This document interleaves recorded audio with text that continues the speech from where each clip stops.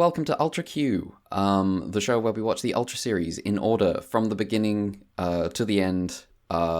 This is episode 3 of the podcast. We're going to be covering episode 7, 8, and 9 of Ultra Q, the show.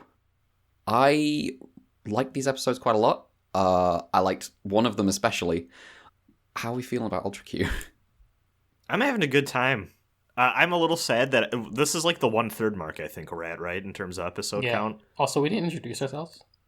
Oh, no. I'm so stupid.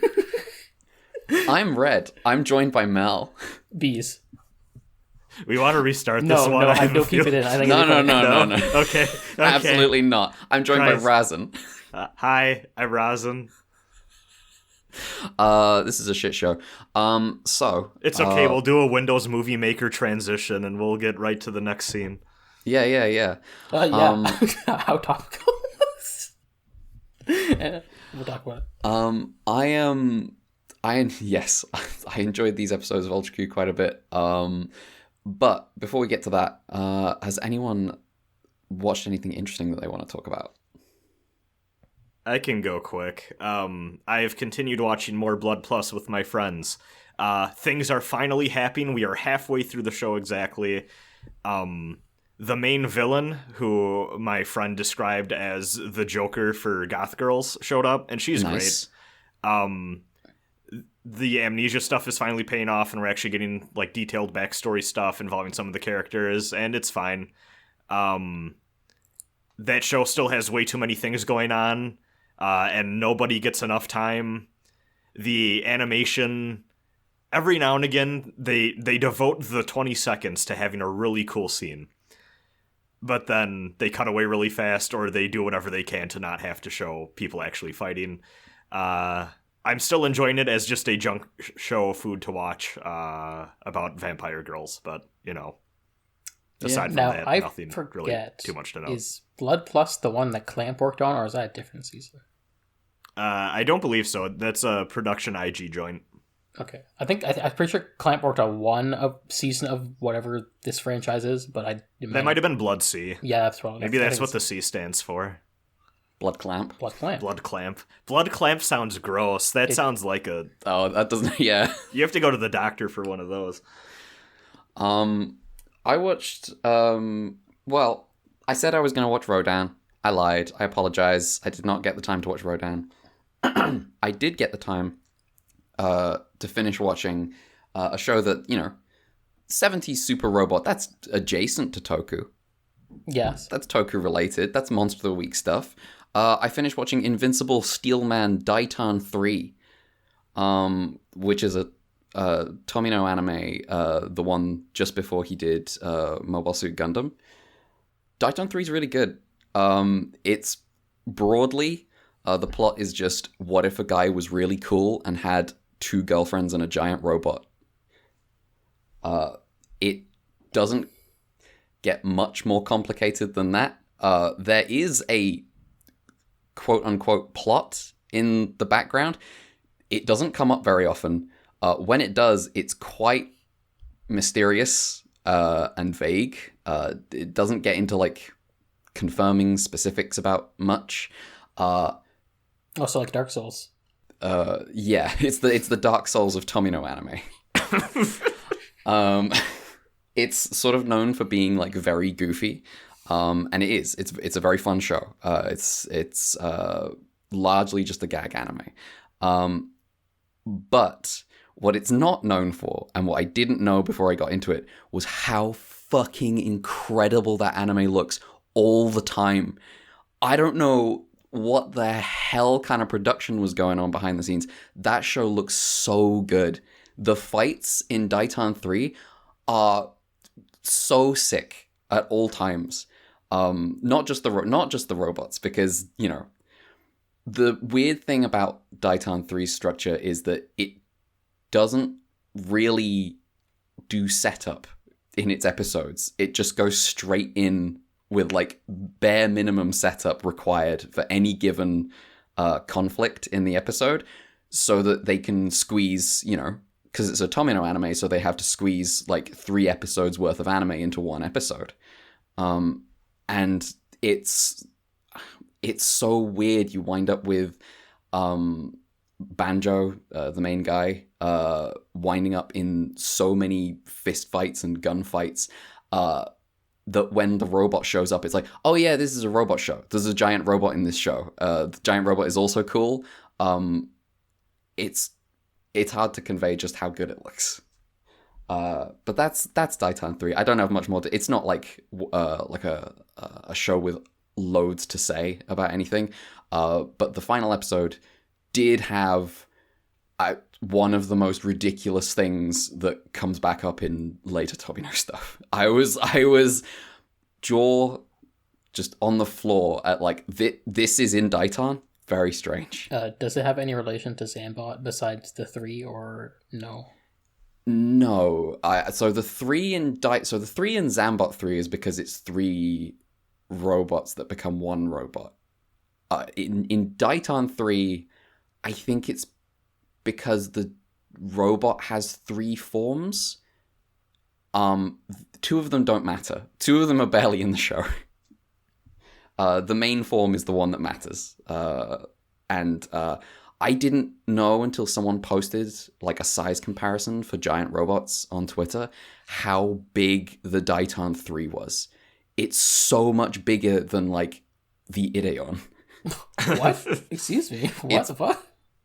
I was astonished. It was ridiculous.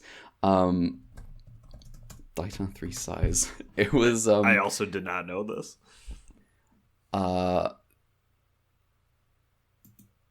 Height 120 meters. That doesn't actually feel as high as I was thinking. Oh, I'm seeing an image right now, though. Jesus. Yeah, it's big. It's a big robot. I didn't necessarily get that feeling from the show as much. But yeah, I approve of Daitarn 3. I thought it was good. This can step on a scope dog like an ant. Holy shit. Yeah. Damn, even like the... Jeez, yeah. It's big. It's bigger. It's way bigger than the Psycho Gundam. Jesus Christ. It's a very, very, very large robot. Yeah. Banjo, the main character, is just really fun and cool. He's just a cool action hero. He has one-liners. He has a lot of fun with his job, and his job is hunting meganoids. Does it feel in like that vein of like Zabungle Double Zeta type Tomino sort of vibe? Not so. Yes and no. It's not quite Zabungle and Double Zeta in the sense that there is not. Again, it doesn't feel like there's like an overarching plot that's going anywhere. Yeah. Episode 1 literally doesn't establish anything about the show. It's just Banjo storms into a place, says, you're a meganoid, and fights ensue. And I'm like, okay, I guess Banjo hunts meganoids. That's the plot of this show. It gets a little more going on, but it's for about 10 episodes. The plot is cool guy has 2 girlfriends. Yeah, that's my feelings on Daitarn. I don't have much else that I've watched this week. Well, we finished Nanoha. We did finish Nanoha. You reminded me before the podcast, and I immediately forgot. We finished Nanoha Ace, which is the second series of Nanoha, and is really good. Yeah. The first series is the first season is kind of standard magical girl for like half of it, and then some stuff happens, and it kicks into a higher gear. I felt like Nanoha Ace was a little more consistent in its quality. Yeah, I feel like the first season's like standard magical girl stuff was like fine, but didn't execute it as well as other shows. But then it changes gears, and it's like, oh, this is a cooler version of the show. And then like Ace is like carrying that on, but also like putting in some of the more like double life aspect where you get like the girls chilling in real life on both sides in a way that's like really good. Whereas it was a bit more boring or fell flat in the first season. Also, the first season was like focusing a lot more on her siblings, who are like important to some people, but not really important to most people now, because spin-off weirdness. Yes, the visual novel. There are a lot of like background characters in Nanoha that are like weirdly fully characterized, and it's like, what is going on here?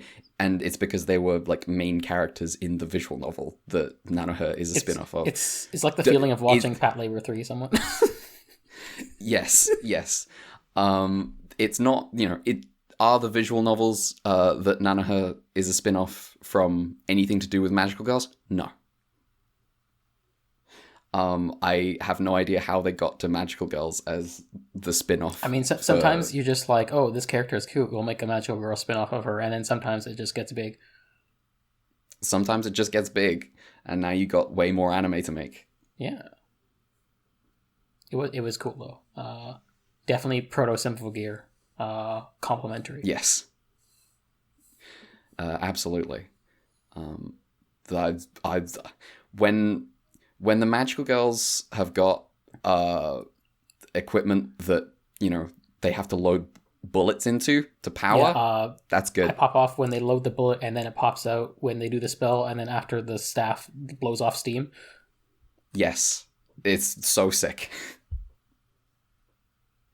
Good show to watch if you're fine with anime made by people who are maybe a little creepy. I feel like Ace is maybe less creepy, but yeah. Ace is maybe less creepy. This is fair. Yeah. This week, I didn't really get through a lot of stuff. It was more like me starting a bunch of stuff, which I can list off, I guess. We can return back to them next time I watch more of them. Started a show that's airing right now. It's like, let me look up the name, because AniList is giving me the Japanese name for some reason. Magical Revolution of the Reincarnated Princess and the Genius Young Lady, which is, I'm not going to remember that. No.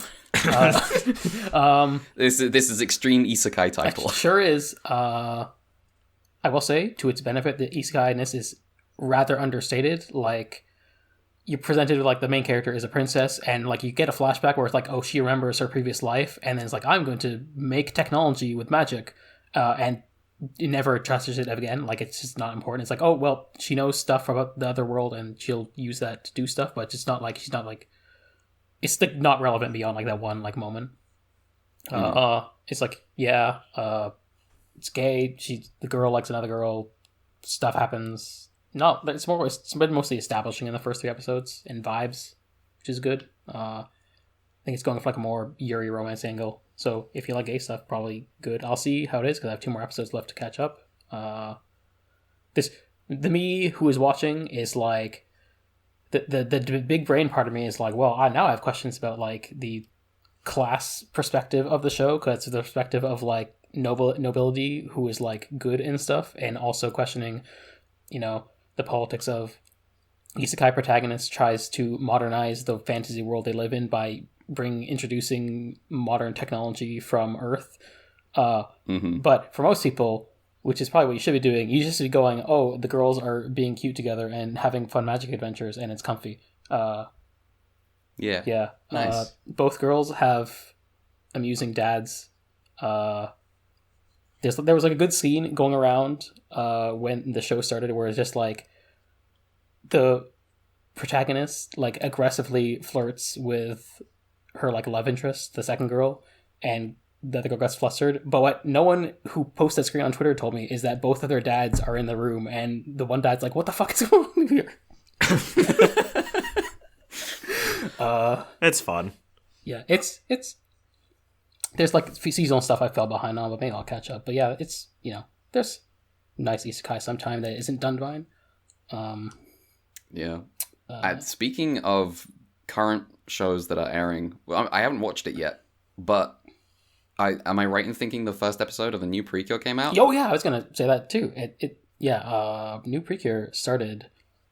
Oh yeah, I guess technically I finished the last Precure in the past week, and yeah, whatever I talked about last week. Didn't even remember it was worth talking about. Well, yeah. Not even a stray mention, huh? Yeah. Meanwhile, already the first episode of the new season's out, and extremely good so far. Very promising.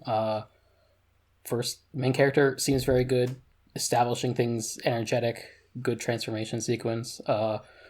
Crazy news. Like, the show's already weird because like the protagonist is like a blue Precure, and they're just throwing in a pink as like a later addition to the team. But also, the pink is 18 years old, so she's like the first character that's like an actual adult without an asterisk.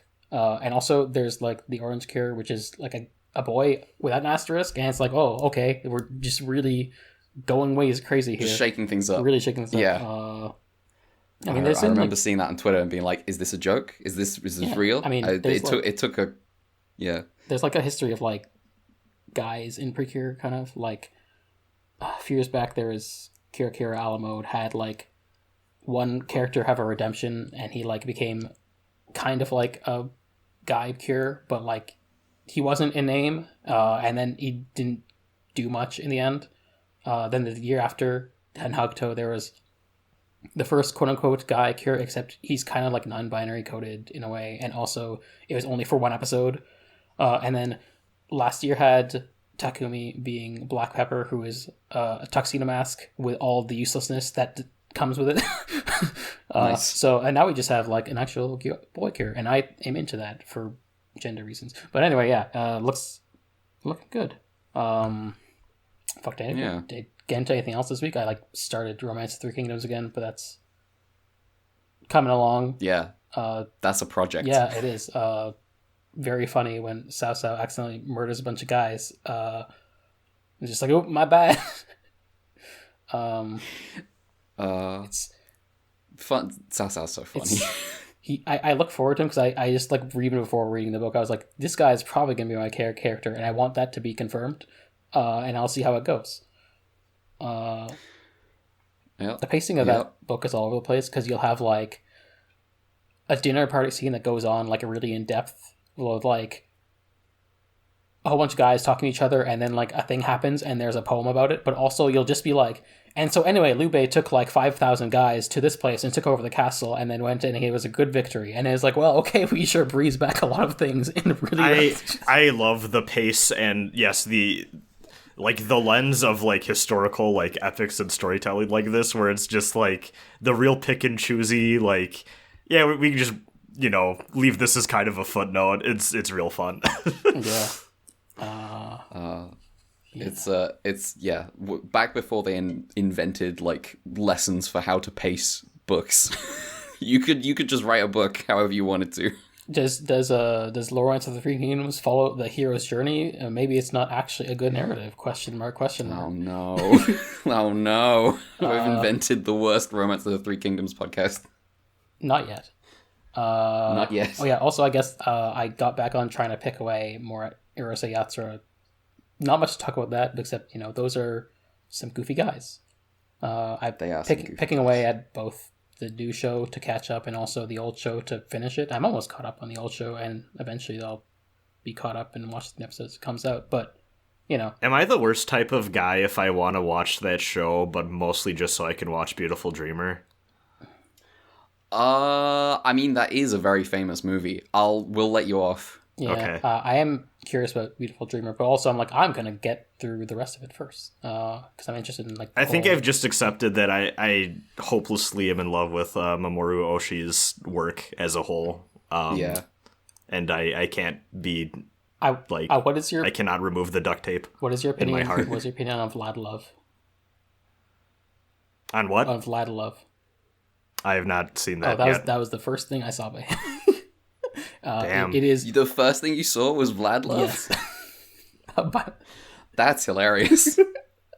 Yeah. How did you get there? I'm very curious. I think it's just like I didn't ever watch any of his things before, and then like some friends were like, "Dang, I am liking Vlad Love," and so I watched Vlad Love.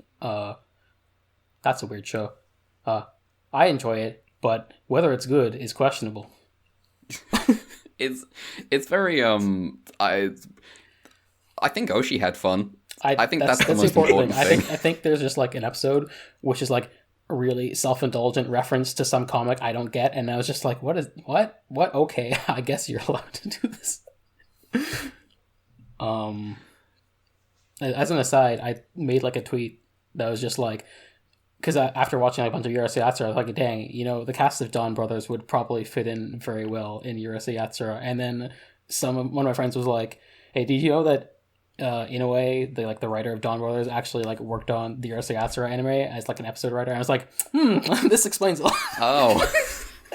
This explains. Suddenly things are making sense. Just, Rumiko Takahashi makes like a sitcom of like the most insane people and then in a way it's just like all of my Toku characters are going to be this. That's a method for getting a particular type of show. It works. Yeah. I am curious to see his older works. Like I haven't seen in a way like his first Sentai season was Jetman, which is like from 1991. Okay. And that's like this is not Gatchaman. Okay. And it's like his writing style is definitely like it's a J drama, and also there's monster fights in it, which is fun. Yeah, nice. All right, I think that about covers it. Do we want to get into Ultra Q? Yes. Yeah. Let me tell you about episode 7 of Ultra Q, SOS Mount Fuji, which I will attempt to tell you about as well as I can. My summary is not very good because this is there's a lot of like back and forth of people running about that isn't actually that important.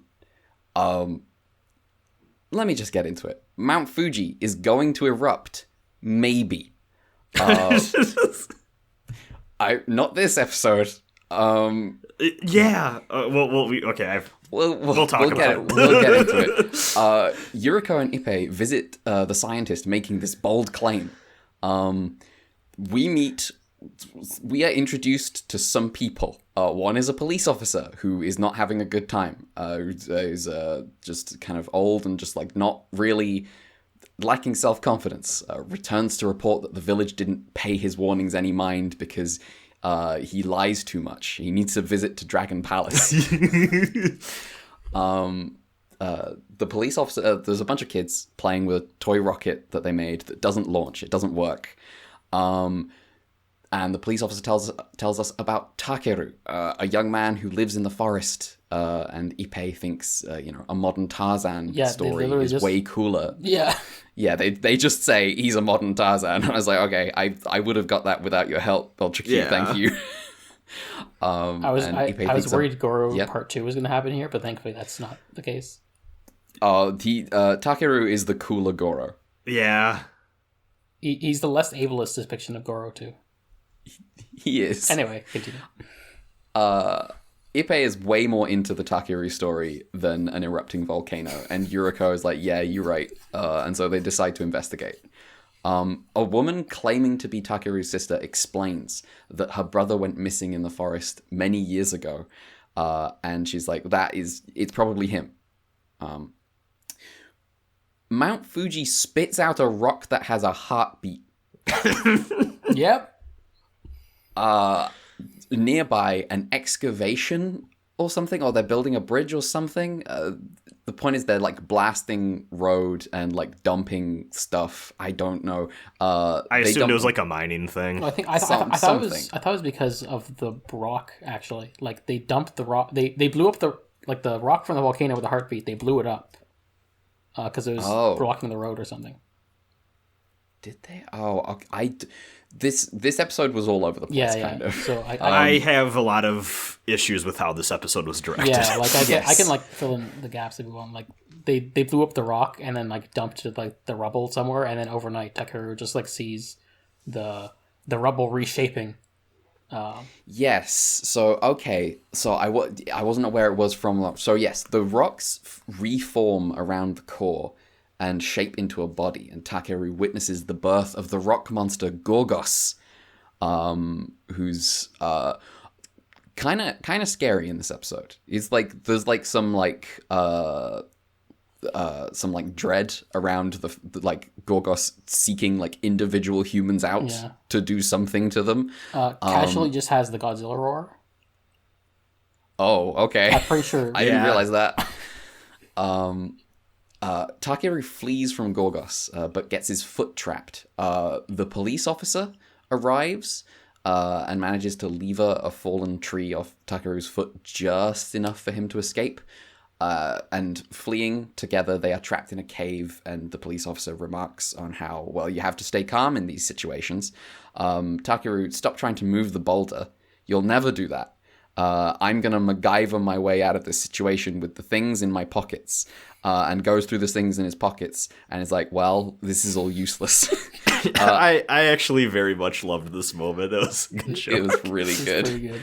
And then Takeru pushes the boulder off the front of the cave, and the police officer's like, oh, okay. I guess I didn't need to go MacGyver mode then. We're good. We can go.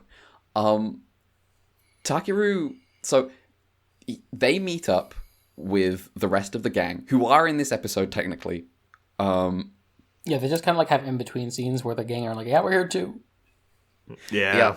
Takeru takes the police officer's gun and goes full Shadow of the Colossus on Gorgos. He climbs up onto his back. Gorgos does full roll. He has to he's mid climb and he's holding on, watching his stamina circle go down. Yeah, if you've Gorgos ever played if you've played Modern Monster Hunter, you know what this looks like. Right, yes. He climbs up onto his back, pulls the glowing core out of the back of Gorgos, cheers, throws it into the air and shoots it with the police officer's gun. And that's the end of Gorgos. It blows up like fireworks, massive explosion in the air. Takeru then reunites with his sister, who he recognizes after all these years, and returns to society. He gets a pretty bad haircut, and a bunch of rowdy kids launch a toy rocket, launch their toy rocket, and it flies toward Mount Fuji, and I guess this means something. The end. If it was hard to take notes on this episode. Yeah. I had a hard time keeping my interest with this one was... This one was not the best episode, that's for sure. I think the monster suit looked cute. I was kind of like, that's adorable, but... I don't know if the Windows Movie Maker transitions were able to... They were... Yeah. I was losing my mind. I was back in, my childhood making fucking Naruto vs. Sasuke AMVs to Avenged Sevenfold music. I was like, love these transitions. The funny thing is, the opening crawl of the episode, the opening credits, you have, Ippei and Yuri are, driving, and, while the narrator is talking and the music's playing, you have, the image of, the spinning tire, and, within the hubcap, you see, the footage of the mountain and the car driving, and it's this is interesting choice, but it's also more creative than whatever transitions you're doing later in the episode. And even when they do the normal transitions to a different scene, it just... when they do a simple fade, it feels so choppy and not, I just did not think that this was well directed at all. I thought the cinematography overall was pretty bad. There's a point towards the end where the monster's flailing, and, I feel like I have strong buy-in to the tokusatsu fantasy, and, okay, yeah, we all know that these are dudes in suits or whatever, but, they just shoot it in the most boring, bland way that it's just oh yeah, that is a man in a funny costume flailing on the ground, and it just looks bad. There's no sense of scale. It's rough. Yeah. There's it's weird. It's sort of it's a little bit affected maybe by the fact that Gorgos seems to have it out for individual humans in a way that's aren't you supposed to be huge? Yeah. And it's coming after. It just seems like a pissed off Rhydon. Yeah. Looks more like a Rhyhorn though, but Yeah, that's true. I have never played a Pokemon in my life. The Takeru, I like Takeru, at least.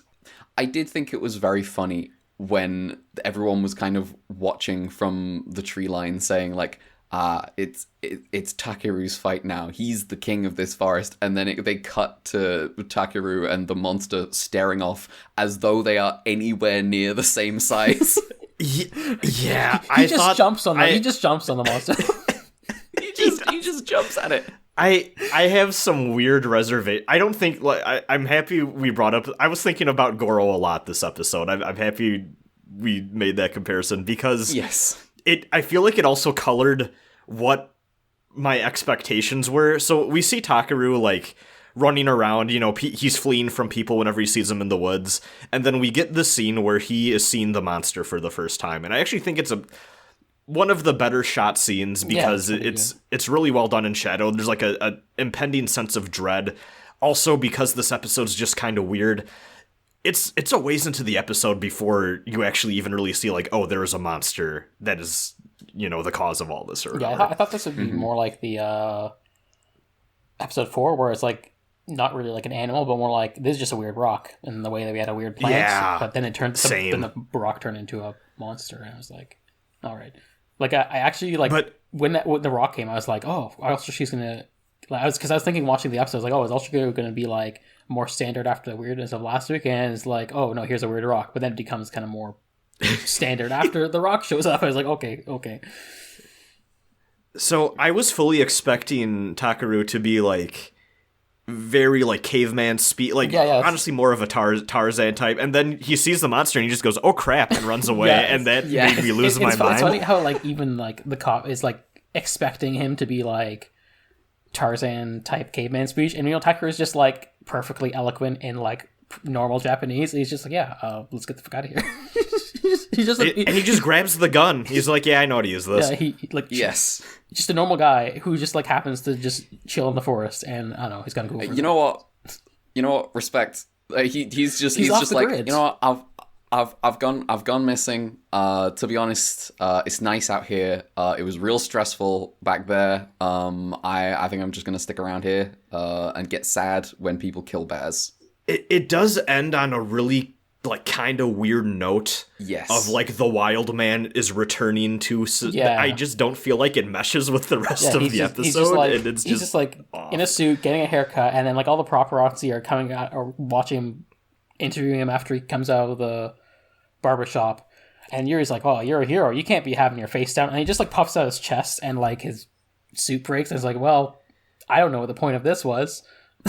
And then it cuts to the children shooting the rocket at Mount Fuji, and I'm also like, what's going on here? I don't know the significance of this. I wish the narrator would tell us the moral of the story. Yeah. So the thing with Mount Fuji is, are they setting up an overarching plot? Because the volcanic layer, the Mount Fuji volcanic layer or whatever, gets brought up again in the mole episode, next episode. Yeah. I guess we'll see. So, is the eruption of Mount Fuji not resolved yet? I guess we'll see. Also, I think it's extremely funny that you just have this bumbling cop who's like, wish the villagers would listen to me, but I guess I tell too many lies. I'm like, yes. Well, okay. We just have. Isn't it so funny when cops lie to you? Well, I wrote specifically one note for this episode, and it's that I want to commission a fanfic of Officer Yokoyama and Section 9 hanging out for a day. That would be pretty funny.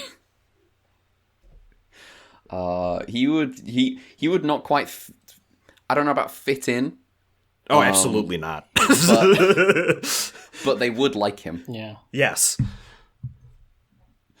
Yeah. It's a weird episode. Some might say the structure is unbalanced. The structure is unbalanced. They go. The unbalanced zone comes back next episode. It does. Shall we go into episode? On that note, let's go into episode 8. Which I don't have the title. Let me get that for you. It's Terror of the Sweet Honey. Episode 8, Terror of the Sweet Honey. How could I forget that title? A storm rages in the middle of the night, and a man falls into the unbalanced zone.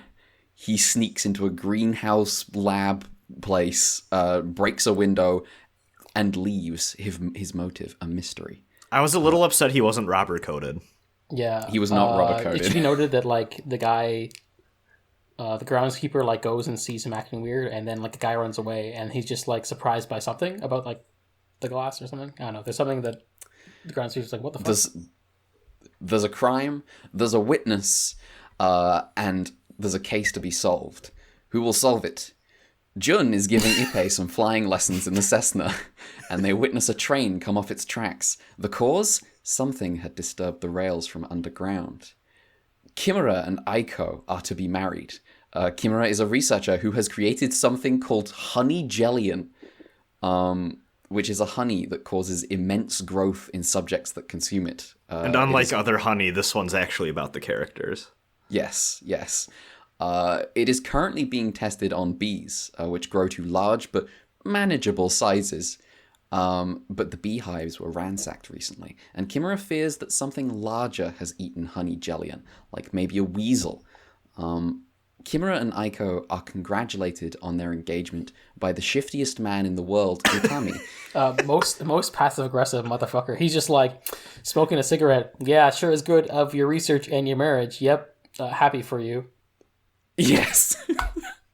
And Kimura's like, oh, thank you. Kimura is like, yeah, oh, nice, thank you. And Aiko is like, what the fuck? Get this guy away from me. Get the fuck out of here. Yeah, Kimura cannot read the vibes. No.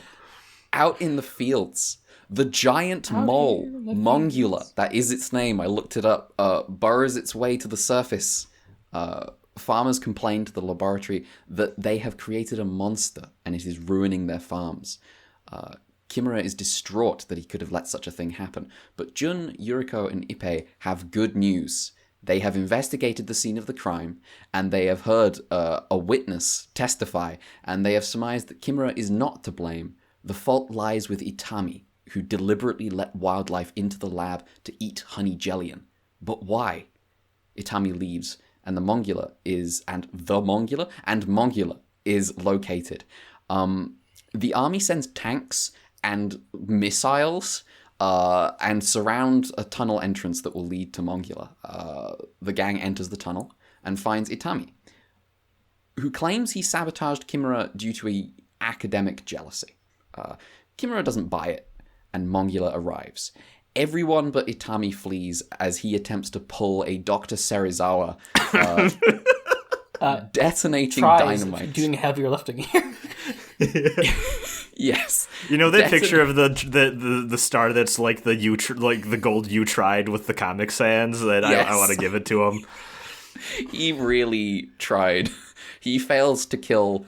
He pulls a Dr. Serizawa detonating dynamite in the tunnel to destroy his mistake. He destroys neither himself nor the mistake. There is a huge explosion, and Itami literally just stumbles out of it and crumples to the floor. Before he dies, he reveals the truth. He loved Aiko too. It was romantic jealousy that drove him to the unbalanced zone. Tanks shoot the mole, and missiles are launched at the cliff to bury it. The mole digs down to escape, and the earth shakes.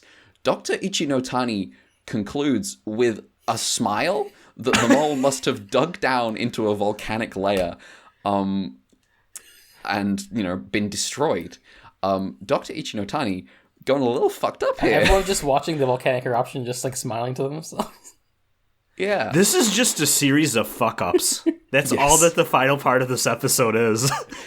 The narrator reminds us that all it took to set these events in motion were the twisted feelings of one man.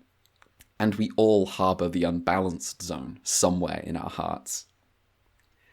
Men would literally rather create a giant mole monster than go to therapy. Absolutely. I mean, the giant mole monster is very cute. Yeah. I liked it a lot. Yeah. I love the giant mole monster. I was not expecting a mole. When it came out and it was a mole, I was like, oh, hell yeah, let's go. Itami stumbling out of a dynamite explosion. He blows himself up and somehow survives long enough to stumble out and die in his arms, but and still further elaborate on the motives that any reasonable human being could have concluded. But yes. Not tomorrow, though. And the mole is just like perfectly fine. It's just like, hey. Yeah.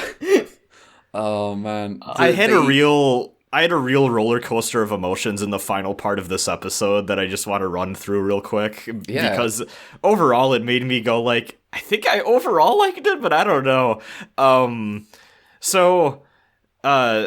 Itami trying to do the Serizawa thing, I was like, okay, they're gonna, sure, whatever, fine. That's I've seen Godzilla before. Him revealing at the end, like, oh, okay, this was, all due to the romantic thing. I kind of picked up on the vibe at the very first moment that all three of them had met earlier, and he was acting weird.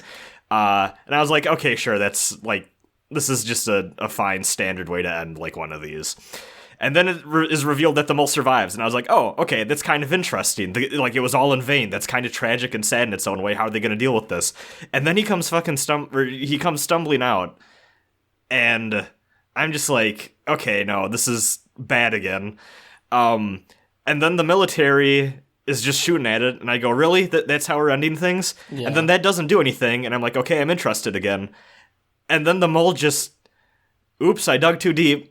And I burned to death, and I'm just like, oh, I kind of like that. This is real dumb. I don't know how I feel about all of this in totality. But what a roller coaster. I really like Dr. Ichinotani just being like, yes, he must have dug into the volcanic layer and died. That's what happened. I didn't see that, but it definitely happened. We're all good now. Him just like checking the vibe on everyone's despair and being like, mole died. Yeah, he knows. I can tell. He knows the mole hit the volcanic layer the same way he knows that plants are big because they're prehistoric. What's he a professor of, even? He is a professor of shut the fuck up. Do not ask what university I got my degree from. He got from Precure.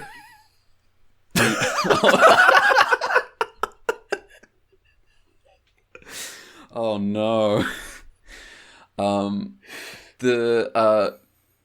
Jun, Ippei, and Yuriko stepping into the lab and examining everything, and Yuriko just being like, oh, well, yeah, the glass was broken from the inside.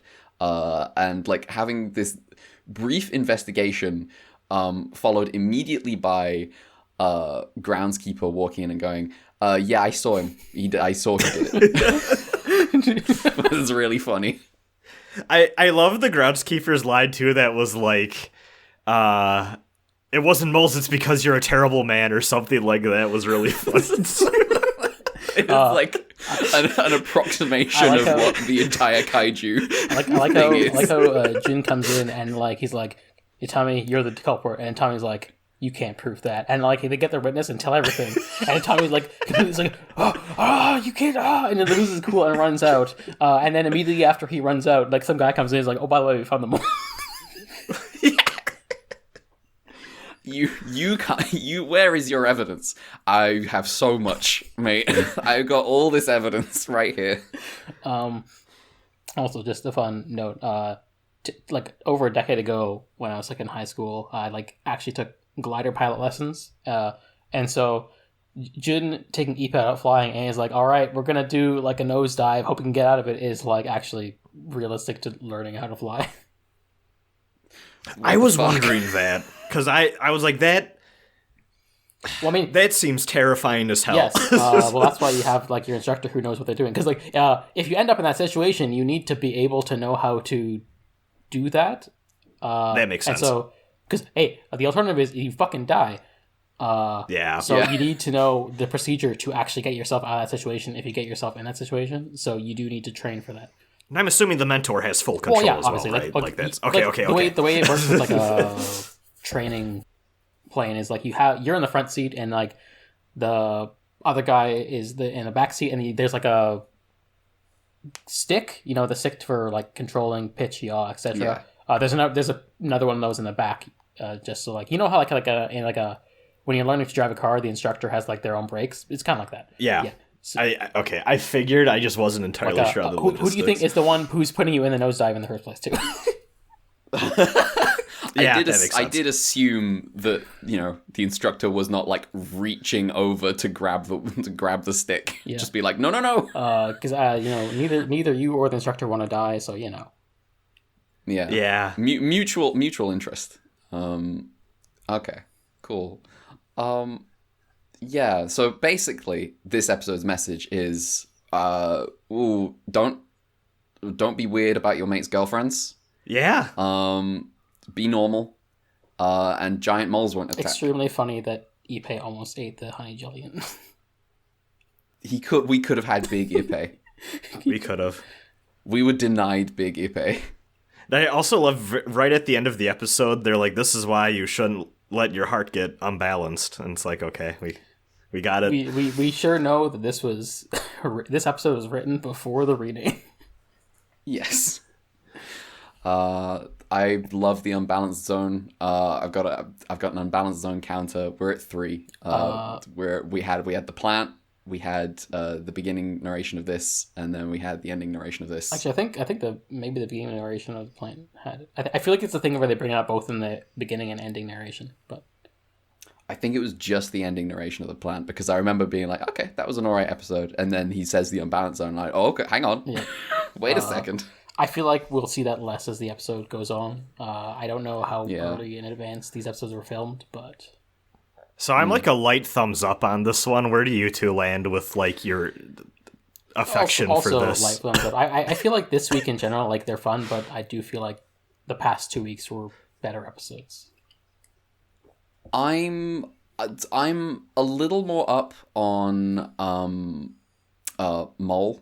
It's cute, Mole. I think Mole's good. I'm very up on 9. I like 9 a lot. I really also enjoyed 9. I think 9 is pretty cool. I think it is probably the best episode of the bunch. Anyway, we should go to it. Yeah, we should get into episode 9. Episode 9 is called Baron Spider. A man receives a call. The light in the lighthouse looks strange tonight. He goes to investigate and quickly discovers the reason. A huge, big, fuck-off spider is up there. The man is promptly killed. Very killed. Jun, Yuriko, and Ippei are joined by a trio of what I would have described at the start of this episode as expendable friends, but they somehow don't die. They are I thought they were going to die. They are named Hayama, Kyoko, and Takehara. Somehow none of them die this episode. All 6 are on their way home from a party when they take a wrong turn and get lost. Ippei and Takehara have to be rescued when they fall into a swamp, and they need to get them somewhere warm quickly. A bottomless swamp, which Jun deduces from looking at the surface of the swamp. Yes. You know, the extended gang spots the Resident Evil mansion nearby and decides that's where they're headed. They find the mansion seemingly abandoned. They do cross like a weird ass bridge too. Yes, they cross a very rickety bridge, like very thrown together. This place could not look more haunted if you tried. This is the most haunted place anyone has ever gone, and only Jun is like, wow, this looks pretty haunted, but not in like a scared way, in like a, wow, damn, this reminds me of a really fucked up story I remember. He's just very matter of factly, oh yeah, this must be Baron Spider's mansion. Everyone's like, the what? Yeah, he tells the story of a spider-obsessive baron whose daughter was bitten by one of his rare spiders and turned into a spider herself. From then on, the baron lived happily with his daughter, just normally. You're missing a few details there. Where like, what were the full details of the story? Razin, you can say it if you want. So specifically, because I feel like in a weird way this ties into a moral if you really want one for this episode. He imported a tarantula from Europe. And then the tarantula bit his daughter on her wedding day. And she, quote unquote, had a fit, which at first I thought was a really funny way of wording got fucking poisoned because it's a tarantula. But that's not how she died. She ran into the bottomless swamp nearby and then drowned and then reincarnated as a spider. Reincarnated as a spider. Yeah. Yes. Also, at some point the Baron goes crazy, but then the daughter comes back as a spider, so it's okay again, is the moral, I guess, from Jun's perspective. And then I guess he becomes a spider too? Well, I guess we'll get into that, because it's not said in the story, but hey, we'll get the episode sure goes. I just assumed. Yeah. The point is, there's a really fucked up story that he tells about this creepy Baron living happily with his spider daughter, and literally everyone is like, bro, don't tell that story right now. Can you not see where we are? They are pissed that Jun thought now was the time and the place to tell this weird story about spiders when there's so many cobwebs all around. And Jun's like, well, okay, me and Hayama will go in search of material to light a fire in the fireplace. Jun does not find material to light a fire in the fireplace. He finds a giant spider. And returns to the group to tell them about it. And all of them are like, yeah, you're trying to scare us with the spider story again. We get it. Hayama returns with firewood, wine, and an ocarina for Ippei. They get a fire going, but Takehara drops the wine bottle and Hayama goes to get it. We probably should mention that Takehara is just kind of like basically dying in this entire point, just like on the couch. Yes, he is. Like, he is very cold. Ippei's doing pretty okay, but like Takehara is just like super needs a hospital immediately. Because I had misinterpreted the spider story as the daughter turning into the spider, I thought Takehara was turning into a spider. is how dying he is. Hayama is attacked by a giant spider while fetching more wine and screams. The sound reaches the gang, and Ippei's ocarina starts playing on its own. Yeah, I think it's kind of like he's playing the ocarina, and then they tell him to stop. But then it keeps playing, and he throws in the fire, and only after he throws in the fire, they actually hear Hayama scream. Because, like, him being attacked is, like, happening while this is happening at the same time. It's kind of back and forth. The gang go to help Hayama, and immediately Kyoko and Takehara are attacked by two giant spiders, as Kyoko's off to fetch water for him. The gang finds Hayama. He's not dead, and they return to find Takehara under attack. And a struggle ensues in which Jun kills a giant spider with a knife.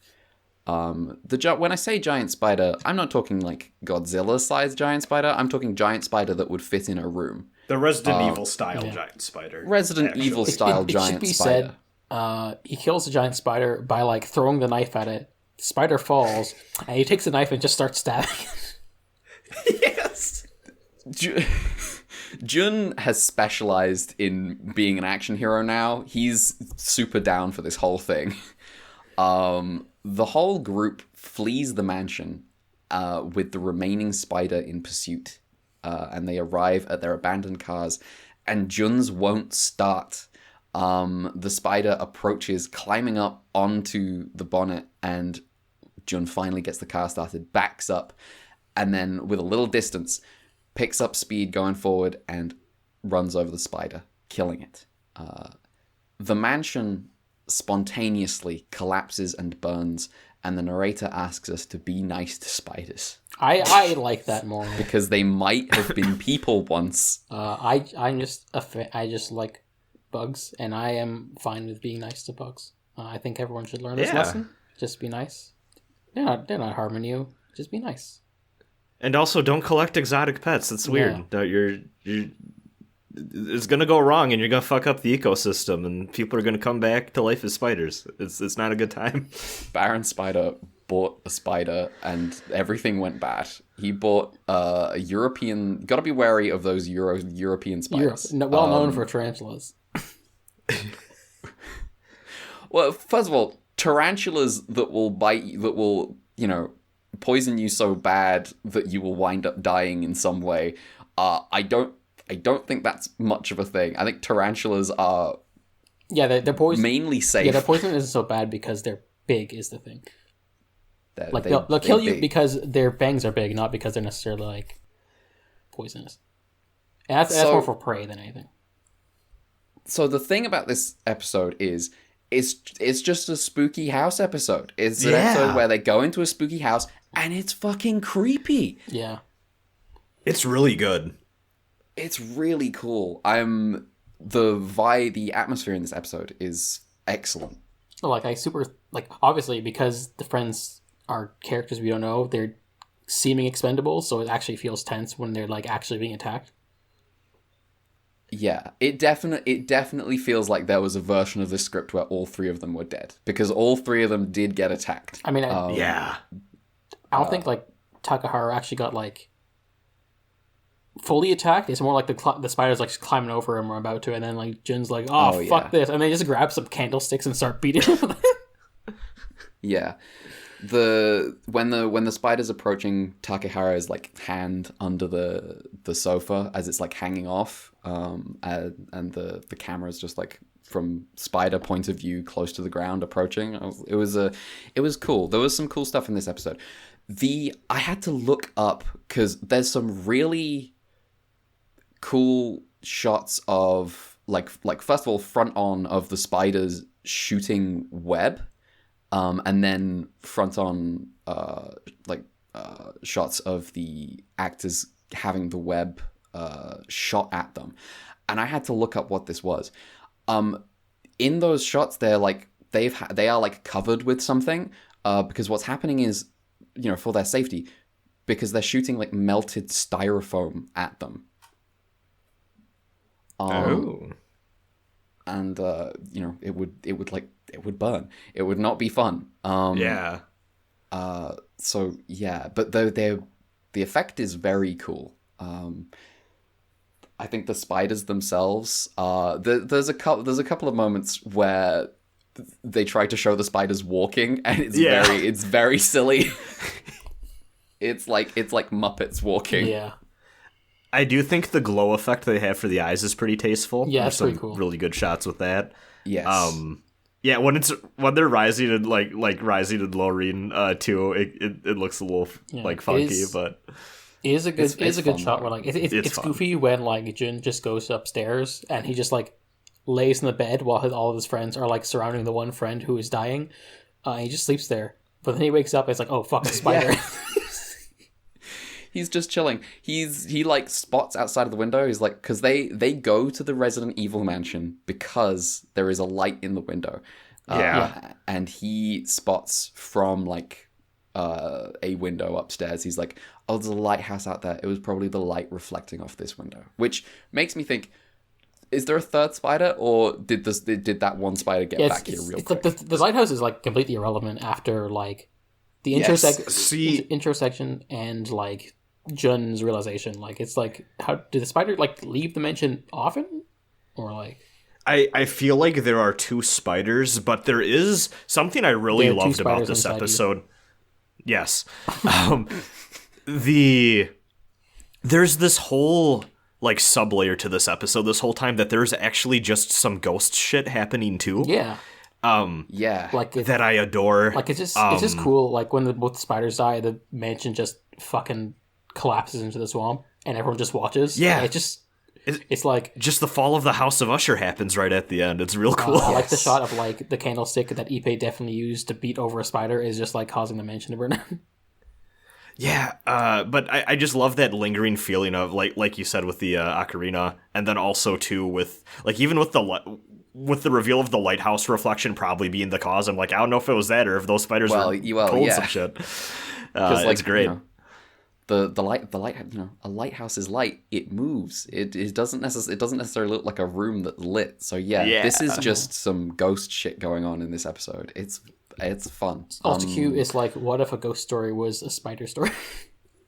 Yeah. What if a ghost story was a spider story? I would enjoy that. I did enjoy it. Some people become superheroes when they get bitten by a spider. Other people just become ghosts. And I don't think we can stress enough the villa, like all of the way that they decorate and did up this place, like looks phenomenal. I like how there's like when they like open the door into it, like the outside, like the thing above like the outside door is like that's an interesting spider pattern that's obviously for spiders. Mm-hmm. Yeah. It's something that I might do out of curiosity. I don't think I'll do for fun, because I suspect a lot of it will be ruined. Is I know there's a version of Ultra Q that is just in color. It's just colorized. I imagine this episode looks way worse. Yeah, I'm kind of curious how it looks in color, but like, yeah, I think there's a reason why they sell you the version in black and white. Yeah. Ultraman will be in color, but we'll get to that. Yeah. This episode, like I said, the atmosphere is just fantastic. I like the. I love. I was just saying, I like the interactions between the characters in this episode too. Like, they just have like a good rapport with each other, even if they're like characters we know interacting with characters we don't even know but are supposed to be friends. Yeah, I don't know about Kyoko and Takehara, but I definitely feel like I know what kind of guy Hayama is. Well, I should say with Hayama, but also I like the part in like the intro of the episode where like Yuri and Ippei are just ribbing Takehara for like being bad at poetry. Yes. It's like Yuriko's line, if his poetry were car, it'd be a piece of junk, and then Ippei turns around and is like, oh, look, here comes the piece of junk.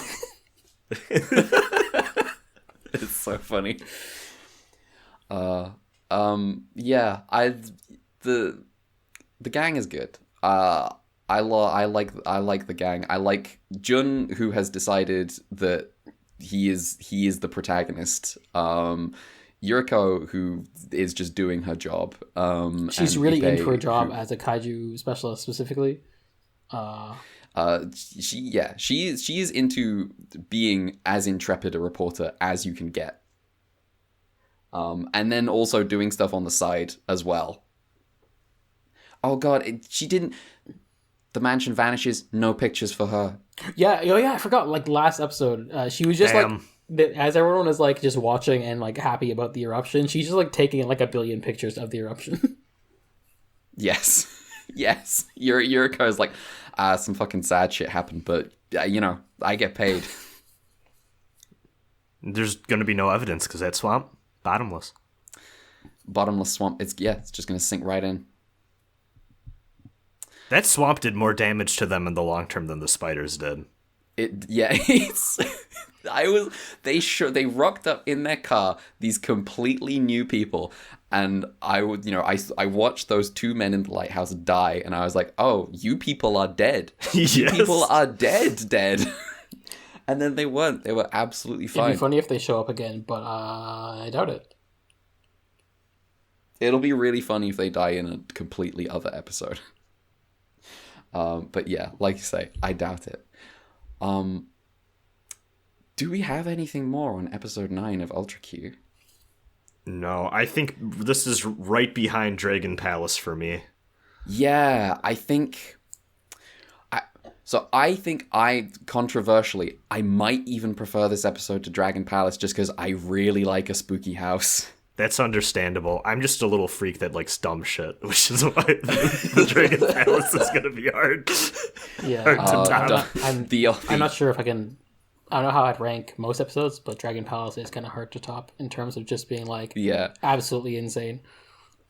Yeah, I mean, for me, the ultimate kaiju battle is between dumb shit and spooky house. So, it's difficult to tell. Yeah. These are the two least comparable things we could have, like... Absolutely. So I do appreciate how this show is just, like, always swinging. Oh, it's a different thing every time. It's very cool. I'm a fan. I was expecting much more. Just like episode 1, just like I was expecting much more of just here's the thing. Here's a big guy in a suit. Here's a big guy in a suit. Here's a big guy in a suit. This episode, I don't even think there's a guy in a suit. It's episode after episode, but no, it's a lot of variety in Ultra Q so far. Yeah. Yeah, I think the one complaint that we had last time that still kind of carries over into at least I think oh god, I have to do math in my head. Episode 7 this time is sometimes it really feels like the gang doesn't need to be there for some of these. Yeah.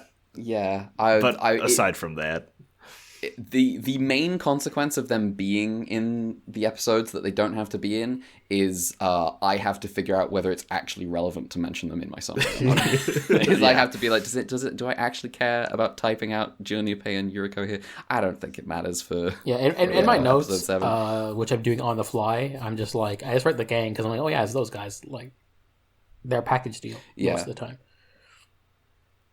Except that one time. Yeah, Jun's putting in overtime. I am wondering, like, because, I obviously like the superhero stuff, and I like the Ultraman I've seen, but I'm wondering how it'll feel going to that, and how much it'll replicate some of the weirdness, or, like, the variedness of each episode. Because I feel like there's a limit to that when you have to have a giant guy come up every episode, but also... See, I think I told...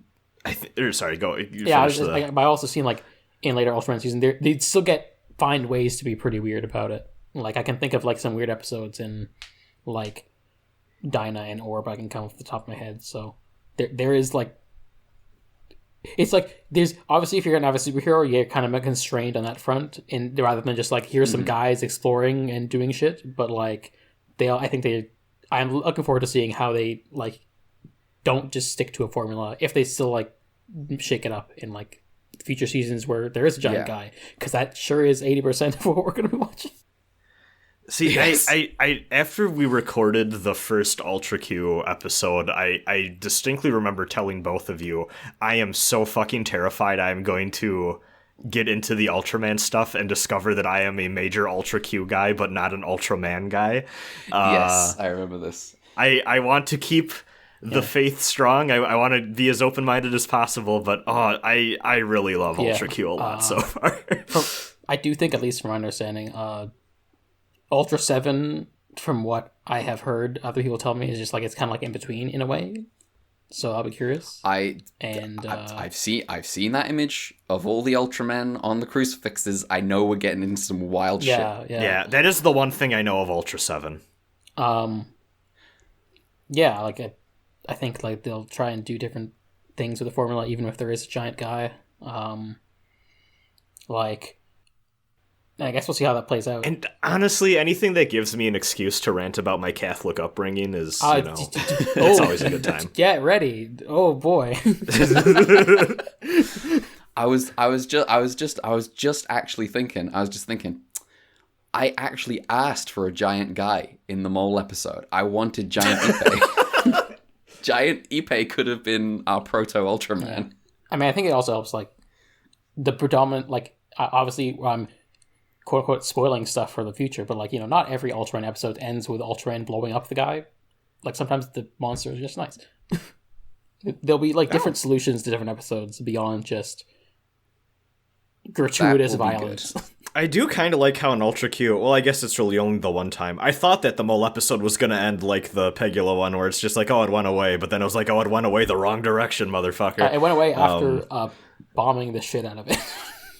Yeah. And then fucking died, I guess. Professor's like, it John's just like, oh, he ran away.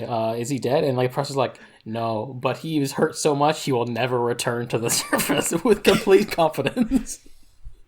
Oh, this is something we didn't get. Yeah, he's very confident. I'm very satisfied. He will never return to the surface. And then rumbling, and then, he will now definitely never return to the surface because he just fucking died. He was so big, he didn't realize how far down he was digging. He dug into lava and is now dead. Ridiculous. Yeah. That was Ultra Q, episodes 7, 8, and 9. Some, like I said at the beginning, some real variety here. Some wacky stuff going on. If you want to follow the show over on Twitter, you can do so at Ultra_Q. That is at Ultra_QUEUE. If you're desperate, you can follow me on Twitter at gender_redacted. Anyone else? I guess you can also follow me at Dear Crowns. And also, we have an email that is... oh, shit. No, the email address. No one has emailed us yet. Oh, I did it again. ultraqpod@gmail.com. You know how to spell it from the previous thing Red said. Yes. One day when we get emails, we'll figure out what to do with emails. But for now, we're still fishing.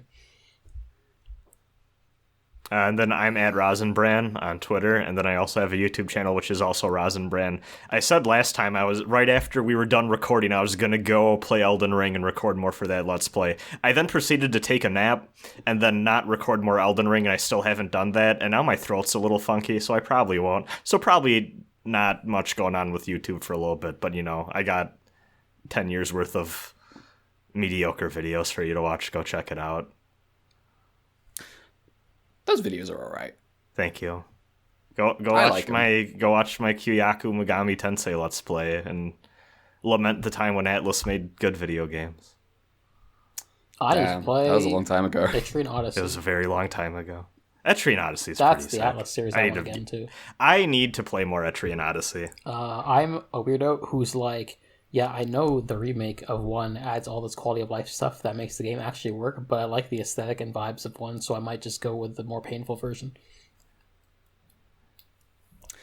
Yeah, that was what I did for Radiant Historia, which would be a really good game if it didn't have a plot and characters. Sometimes games can have good stories, and sometimes you just don't want the game to have a story. Yeah. Yeah.